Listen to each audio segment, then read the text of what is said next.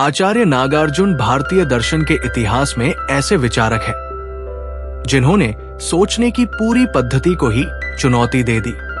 उनकी दार्शनिक दृष्टि केवल बौद्ध धर्म तक सीमित नहीं रही, बल्कि उसने भारतीय, एशियाई और बाद में पश्चिमी दर्शन पर भी गहरा प्रभाव डाला।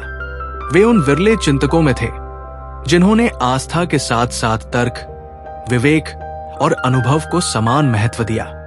नागार्जुन को माध्यमिक दर्शन का प्रवर्तक इसलिए माना जाता है क्योंकि उन्होंने दो अतियों, एक ओर सब कुछ पूर्णतः अस्तित्व में है और दूसरी ओर कुछ भी अस्तित्व में नहीं है, दोनों को अस्वीकार करते हुए मध्य मार्ग प्रस्तुत किया। ये मध्य मार्ग न तो जड़ यथार्थवाद में फंसता है और न ही निरर्थक नास्तिकता में, बल्कि वास्तविकता को उसकी सापेक्ष और निर्भर प्रकृति में समझने का आग्रह करता है।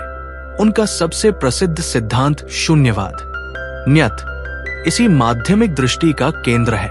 सामान्य रूप से लोग शून्य शब्द सुनते ही उसे कुछ भी नहीं समझ लेते हैं, लेकिन नागार्जुन के शून्यवाद का अर्थ नकारात्मक नहीं, बल्कि अत्यंत सूक्ष्म और गहन है। उनके अनुसार शून्य का मतलब है स्वतंत्र, स्थायी और अपरिवर्तनीय अस्तित्व का अभाव। यानी इस संसार में कोई भी वस्तु, विचार या व्यक्ति अपने आप में पूर्ण नहीं है। हर चीज किसी न किसी कारण, परिस्थिति और संबंध पर निर्भर है। यही कारण है कि उनका ये विचार पहली नजर में चौंकाने वाला लगता है। जब वे कहते हैं कि सब कुछ शून्य है, तो ये कथन हमारी रोजमर्रा की धारणाओं, मैं, मेरा, सत्य, स्थायित्व सब पर सीधा प्रहार करता है। लेकिन जैसे जैसे इस विचार की गहराई समझ में आती है, ये डर पैदा करने के बजाय मन को मुक्त करने लगता है। शून्यवाद हमें सिखाता है कि जिन चीजों को हम पकड़े बैठे हैं, जिनसे हम चिपके हुए हैं, वही हमारे दुख का कारण है। इस तरह नागार्जुन का दर्शन केवल दार्शनिक बहस नहीं है, बल्कि मानव चेतना को रूपांतरित करने वाला दृष्टिकोण है। यह हमें वस्तुओं को जैसा हम मानते हैं वैसा नहीं, बल्कि जैसा वे वास्तव में है, परस्पर निर्भर, परिवर्तनशील और अस्थायी, उस रूप में देखने की क्षमता देता है। यही वजह है कि शून्यवाद जितना चौंकाने वाला है, उतना ही गहरा, क्रांतिकारी और जीवन को बदल देने वाला सिद्धांत भी है। आचार्य नागार्जुन कौन थे? आचार्य नागार्जुन भारतीय बौद्ध परंपरा के ऐसे महान आचार्य थे जिनका व्यक्तित्व और विचार अपने समय से कहीं आगे था। उनका जन्म लगभग दूसरी शताब्दी ईस्वी के आसपास माना जाता है। हालांकि उनके जीवन से जुड़ी कई ऐतिहासिक जानकारियां रहस्य में डूबी हुई है। विद्वानों में उनके जन्म स्थान को लेकर मतभेद है, लेकिन अधिकतर इतिहासकार उन्हें दक्षिण भारत या आंध्र प्रदेश के क्षेत्र से जोड़ते हैं। ये वही समय था जब भारत में दर्शन, तर्क और आध्यात्मिक विमर्श अपने चरम पर था। नागार्जुन को महायान बौद्ध परंपरा का सबसे प्रभावशाली दार्शनिक माना जाता है। उन्होंने बुद्ध के मूल उपदेशों को केवल दोहराया नहीं, बल्कि उन्हें गहराई से समझकर एक नई दार्शनिक संरचना दी। उनके विचारों ने महायान बौद्ध धर्म को बौद्धिक मजबूती प्रदान की और उसे एशिया के कई देशों, चीन, तिब्बत, कोरिया और जापान तक पहुंचाने में अहम भूमिका निभाई। नागार्जुन केवल एक साधारण भिक्षु या साधु नहीं थे। वे तर्कशास्त्र, दर्शन, विज्ञान, भाषा और आध्यात्मिक अनुभव, इन सभी क्षेत्रों में पारंगत थे। उनकी सबसे बड़ी विशेषता यह थी कि वे किसी भी सिद्धांत को अंधविश्वास के आधार पर स्वीकार नहीं करते थे। वे प्रश्न करते थे, तर्क प्रस्तुत करते थे और फिर अनुभव के स्तर पर सत्य को परखते थे। यही कारण है कि उनके ग्रंथ आज भी गहन बौद्धिक विमर्श का विषय बने हुए हैं। ऐसी मान्यता है कि आचार्य नागार्जुन का संबंध नालंदा विश्वविद्यालय से भी रहा, जो उस समय विश्व का सबसे बड़ा शिक्षा केंद्र था। नालंदा में उन्होंने बौद्ध दर्शन को एक नई दिशा दी, जहां तर्क, वाद विवाद और विश्लेषण के माध्यम से शून्यवाद और माध्यमिक दर्शन को विकसित किया गया। उनके विचारों ने नालंदा को केवल धार्मिक शिक्षा का नहीं, बल्कि दार्शनिक क्रांति का केंद्र बना दिया। इस प्रकार आचार्य नागार्जुन न सिर्फ एक महान बौद्ध आचार्य थे, बल्कि वे ऐसे विचारक थे जिन्होंने मानव चेतना, वास्तविकता और सत्य को समझने के पारंपरिक ढांचों को तोड़कर एक बिल्कुल नई दृष्टि दी। यही वजह है कि आज भी उन्हें विश्व दर्शन के इतिहास में एक अद्वितीय और युगांतरकारी चिंतक माना जाता है। नागार्जुन का बचपन और बौद्ध मार्ग। आचार्य नागार्जुन के प्रारंभिक जीवन के बारे में ऐतिहासिक विवरण सीमित है, लेकिन परंपरागत मान्यताओं और कथाओं के अनुसार उनका बचपन और युवावस्था सामान्य सांसारिक जीवन से जुड़ी हुई थी। कहा जाता है कि वे भी अन्य युवाओं की तरह भौतिक सुखों, ज्ञान, प्रतिष्ठा और जीवन की उपलब्धियों की ओर आकर्षित थे। उस समय का समाज भी कर्मकांड, विद्या और सांसारिक सफलताओं को ही जीवन का लक्ष्य मानता था। लेकिन धीरे धीरे नागार्जुन के मन में एक गहरा प्रश्न उठने लगा। अगर सुख इतना महत्वपूर्ण है तो फिर दुख बार बार क्यों लौट आता है? अगर जीवन में सब कुछ मिल सकता है तो फिर असंतोष क्यों बना रहता है? जीवन की क्षण भंगुरता, रोग, मृत्यु और मानसिक पीड़ा ने उन्हें भीतर तक झकझोर दिया। उन्होंने देखा कि जो आज अपना लगता है वो कल छूट जाता है, जो स्थायी दिखाई देता है वो समय के साथ नष्ट हो जाता है। यही अनुभव उन्हें गहरे आत्मचिंतन की ओर ले गया, जहां बाहरी उपलब्धियों से ज्यादा महत्वपूर्ण प्रश्न था, जीवन का वास्तविक सत्य क्या है? इसी खोज ने उन्हें बौद्ध धर्म की ओर आकर्षित किया। बुद्ध के 4 आर्य सत्य और अष्टांगिक मार्ग ने नागार्जुन को वह दिशा दिखाई जहां दुख के कारणों और उसके निरोध को समझा जा सकता था। उन्होंने महसूस किया कि बुद्ध का मार्ग केवल आस्था नहीं, बल्कि अनुभव और विवेक पर आधारित मार्ग है। बौद्ध संघ में दीक्षा लेने के बाद नागार्जुन ने साधना के साथ साथ अध्ययन को भी अत्यंत गंभीरता से अपनाया। लेकिन वे केवल ग्रंथों को रटने वाले साधु नहीं बने। उन्होंने प्रश्न उठाए, सिद्धांतों की जांच की और हर विचार को तर्क, लॉजिक तथा विवेचन, एनालिसिस की कसौटी पर परखा। वे मानते थे कि बिना समझे स्वीकार किया गया सत्य वास्तविक मुक्ति नहीं दे सकता। यहीं से नागार्जुन की दार्शनिक यात्रा शुरू होती है, जहां वे परंपरा का सम्मान करते हुए भी उससे आगे बढ़ते हैं। बुद्ध के उपदेशों को उन्होंने केवल दोहराया नहीं, बल्कि उनकी अंतर्निहित गहराई को उजागर किया। यही खोज आगे चलकर शून्यवाद और माध्यमिक दर्शन के रूप में प्रकट हुई, जिसने उन्हें बौद्ध दर्शन के इतिहास में अमर बना दिया। शून्यवाद क्या है? सब कुछ शून्य है। आचार्य नागार्जुन का सबसे प्रसिद्ध, सबसे गूढ़ और सबसे अधिक गलत समझा गया सिद्धांत है शून्यवाद। ये वही विचार है जिसने सदियों से दार्शनिकों को सोचने पर मजबूर किया और सामान्य लोगों को चौंका दिया। जब पहली बार ये वाक्य सुनाई देता है, सब कुछ शून्य है, तो ऐसा लगता है मानो नागार्जुन जीवन, संसार और अस्तित्व को ही नकार रहे हों। लेकिन वास्तविकता इससे बिल्कुल उलट है।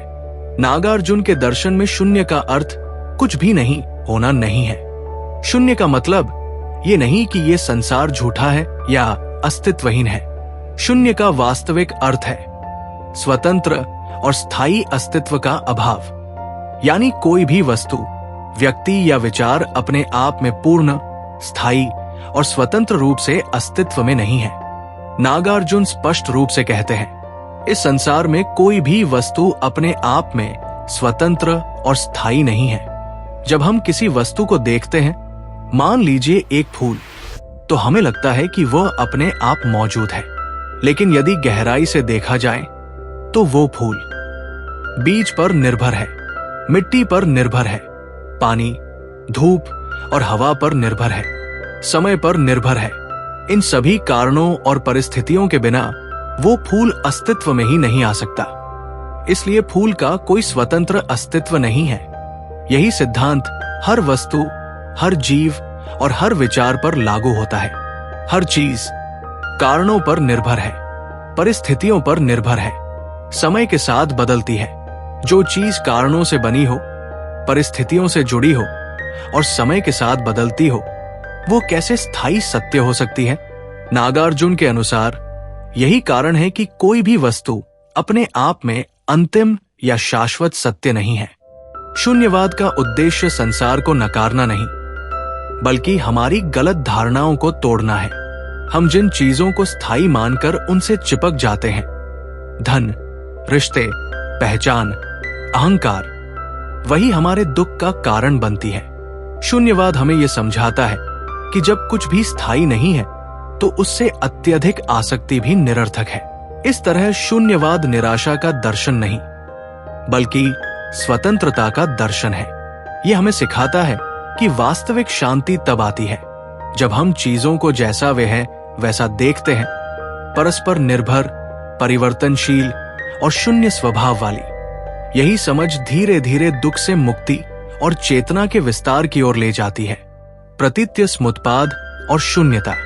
आचार्य नागार्जुन का शून्यवाद बुद्ध के मूल सिद्धांत प्रतीत्य समुत्पाद, डिपेंडेंट ओरिजिनेशन पर ही आधारित है। प्रतीत्य समुत्पाद का अर्थ है हर वस्तु, हर घटना और हर अनुभव किसी न किसी कारण पर निर्भर होकर उत्पन्न होता है। बुद्ध ने इसे बहुत सरल शब्दों में समझाया था।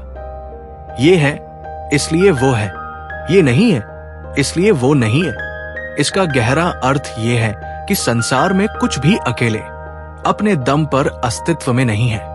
हर चीज अनेक कारणों और परिस्थितियों का परिणाम है। यदि वे कारण बदल जाए या समाप्त हो जाए तो वो वस्तु भी समाप्त हो जाती है। ऐसे में प्रश्न उठता है, जब कोई भी चीज दूसरों पर निर्भर है तो उसका अपना स्थायी और स्वतंत्र अस्तित्व कैसे हो सकता है? यहीं से नागार्जुन शून्यता की बात करते हैं। वे कहते हैं कि चूंकि हर वस्तु कारणों पर निर्भर है, इसलिए वो अपने आप में शाश्वत सत्य नहीं हो सकती। यही कारण है कि वे निष्कर्ष देते हैं सब कुछ शून्य है, अर्थात स्वतंत्र अस्तित्व से रहित है। माध्यमिक दर्शन, मिडल वे। नागार्जुन की महानता इसी में है कि उन्होंने विचारों की दो अतियों को पूरी तरह अस्वीकार कर दिया। पहली अति है सब कुछ है, यानी हर वस्तु स्थायी और वास्तविक है, अत्यंत यथार्थवाद। और दूसरी अति है दो कुछ भी नहीं है, यानी संसार पूर्णतः शून्य या व्यर्थ है, अत्यंत नास्तिकता। नागार्जुन ने इन दोनों के बीच जो मार्ग दिखाया वही है माध्यमिक दर्शन या मध्यम मार्ग। ये दर्शन कहता है कि न तो वस्तुओं का पूर्ण स्वतंत्र अस्तित्व है और न ही वे पूरी तरह नष्ट या असत्य है। वास्तविकता इन दोनों के बीच है, परस्पर निर्भर, परिवर्तनशील और सापेक्ष। ये मध्यम मार्ग ही वो संतुलित दृष्टि है जो न भ्रम में डालती है और न ही निराशा में। प्रमुख ग्रंथ। आचार्य नागार्जुन ने अपने विचारों को अनेक ग्रंथों के माध्यम से व्यवस्थित रूप में प्रस्तुत किया। इनमें सबसे प्रमुख है मूल माध्यमिक कारिका।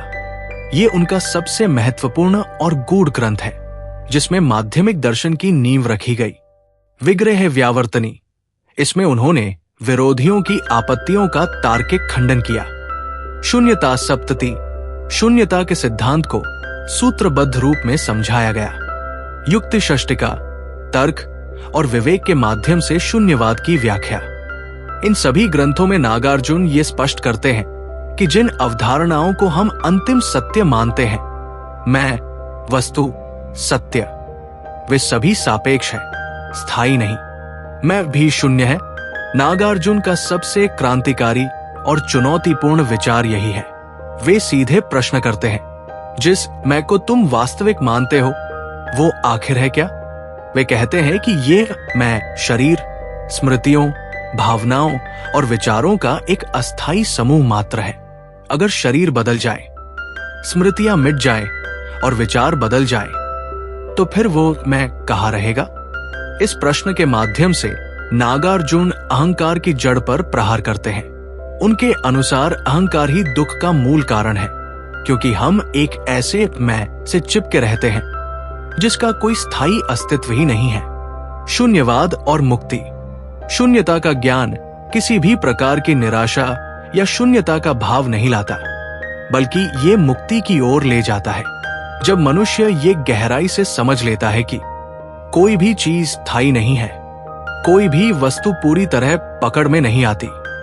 मेरा कहने योग्य कुछ भी शाश्वत नहीं है, तो उसके भीतर से आसक्ति स्वतः टूटने लगती है। आसक्ति टूटते ही भय कम होता है, और भय कम होते ही दुख का प्रभाव भी समाप्त होने लगता है। यही अवस्था धीरे धीरे निर्वाण की ओर ले जाती है। आधुनिक दुनिया में नागार्जुन का महत्व। आज की दुनिया में जहां लोग मानसिक तनाव से जूझ रहे हैं, अपनी पहचान को लेकर भ्रम में हैं, हर चीज को स्थायी मानकर दुखी हो रहे हैं, नागार्जुन का शून्यवाद एक गहरी राहत देता है। ये हमें सिखाता है, हल्का बनो, पकड़ ढीली करो, क्योंकि सब कुछ बदलने वाला है। यही दृष्टि आधुनिक मनोविज्ञान, अस्तित्ववादी दर्शन और यहां तक कि क्वांटम थ्योरी की अनिश्चितता की अवधारणा से भी मेल खाती है। इसीलिए आचार्य नागार्जुन केवल अतीत के दार्शनिक नहीं, बल्कि आज के समय के भी अत्यंत प्रासंगिक मार्गदर्शक है। आचार्य नागार्जुन कोई साधारण दार्शनिक नहीं थे। वे विचारों को तोड़ने वाले, भ्रम हटाने वाले और चेतना को मुक्त करने वाले गुरु थे। सब कुछ शून्य है, ये वाक्य डराने के लिए नहीं, बल्कि मुक्त करने के लिए है। अगर कुछ भी स्थायी नहीं है तो डर किस बात का? और अगर मैं अभी शून्य है तो दुख किसे हो रहा है? यही है नागार्जुन की क्रांतिकारी सोच।